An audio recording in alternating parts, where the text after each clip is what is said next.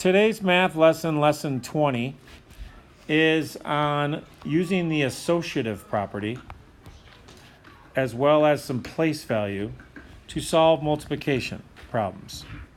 So we're going to do 1D from their homework.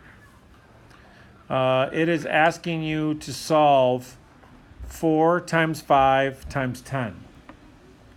So if you use the place value chart to solve this, you are doing 5 times 10 first because it's in parentheses. And as you can see, there are your 5 ones. And today in class we talked about when you multiply by 10, you're going from the 1s to the 10s on the place value chart. This arrow means times 10. So when you have 5 ones and you want to change those to 10s, those 5 ones become 5 10s, and we know that that is 50. So 4 times 5 times 10, you do it in parentheses first. This is 50.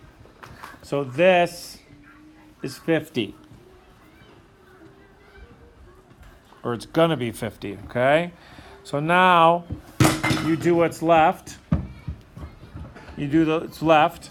4 times 5 tens would be 20 tens. There are your 20 tens, by the way.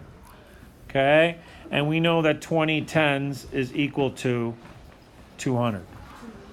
We also know that 4 times 50 is equal to 200. So that's kind of how we use the associative property and some place value to solve these problems. Now, just speaking of the associative property, the associative property says that even if you put the parentheses around these numbers, your answer will still be 200. That's what the associative property says.